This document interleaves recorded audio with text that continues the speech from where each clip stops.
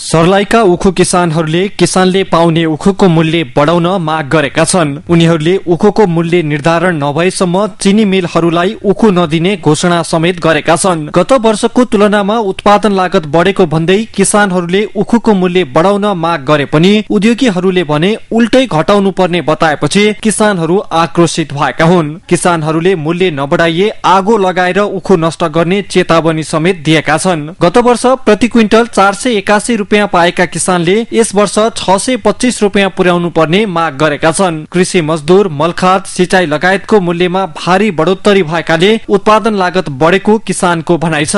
उखुमा त यति लागत वृद्धि भएको छ, खाद, कृषि मजदुर, त्यसपछि डिजेल यिनीहरूको भाव वृद्धि भएको छ। अनि उखु बेचेर हामीले किन्ने कुराहरू खाद्यान्न लगायत लत्ता कपडा पनि त्यत्तिकै मूल्य वृद्धि भएको छ। यसकारण त्यो आधारमा यो पालि मूल्य वृद्धि प्रति क्विन्टल रु 625 हुनुपर्छ भन्ने हामीले माग राखेका छौँ। यदि त्यो आधारमा हाम्रो माग सम्बोधन हुँदैन, मूल्य वृद्धि गरिँदैन र उद्योगपतिहरू घटाउने कुराहरू गर्छन्, मूल्य वृद्धि गर्ने कुरा गर्दैनन् भनेदेखि हामी किसानहरू उखु किसानहरू चाहिँ हामी कुनै पनि हालतमा उद्योगमा उखु आपूर्ति गर्दैनौँ, बरु खेतमै उखु राख्छौँ, बरु उखु आगो लगाउँछौँ, तर कुनै पनि हालतमा हामी उद्योगमा उखु सप्लाई गर्दैनौँ। किसानले उखु नकाटेकाले उखु पेलेर चिनी उत्पादन गर्ने समय भए पनि सर्लाहीका चिनी मिल सञ्चालनमा आउन सकेका छैनन्। उद्योग सञ्चालकहरूले भने उद्योग सञ्चालन पूर्व उखुको मूल्य निर्धारण गर्न आफूहरू सकारात्मक रहेको बताएका छन्। मिल पनि फाइनल ट्रायल भइसकेको छ, तर हाम्रो एउटा परम्परा के छ कि चिनी उत्पादक छ र उखु उत्पादक महासंघको बीचमा बसेर र अरू उखु उत्पादक संघको साथसाथै अरू सर्लाही जिल्लामा मिलगेट समितिहरू पनि छ, उखु समितिहरू छ, संघ संस्थाहरू छ।